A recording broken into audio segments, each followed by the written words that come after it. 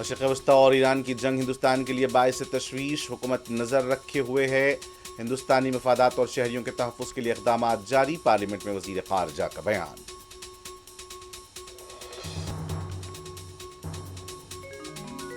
مغربی ایشیا کے حالات پر مباحث کے مطالبے کو لے کر انڈیا اتحاد کا پارلیمنٹ کے احاطے میں احتجاج، اپوزیشن پارلیمنٹ کے اقدار کو نقصان پہنچا رہی ہے، مرکزی وزیر کرن رجیجو کا الزام۔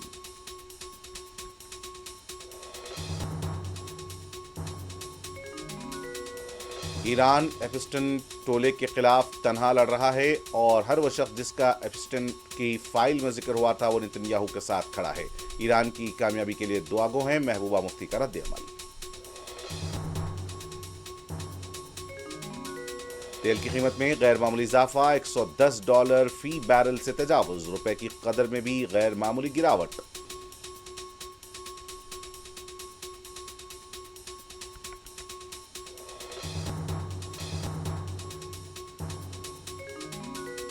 اسرائیل پر ایرانی میزائلوں کی ایک اور بارش، غیر معمولی تباہی، شہریوں کی بڑی تعداد میں ملک چھوڑنے کی اطلاع۔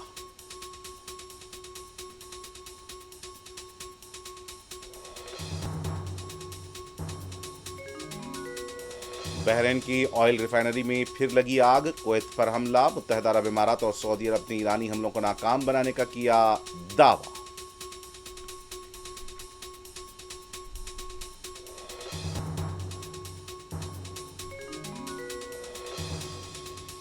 حیدرآباد تاریخی شہر خوبصورت بنانا ہماری ذمہ داری، بم رکن الدولہ جھیل کے افتتاحی تقریب سے وزیر اعلیٰ کا خطاب۔ پرانا شہر حیدرآباد کا دل اور ترقیاتی کام انجام دیے جائیں گے، صدر مجلس بیرسٹر اویسی کی تائید۔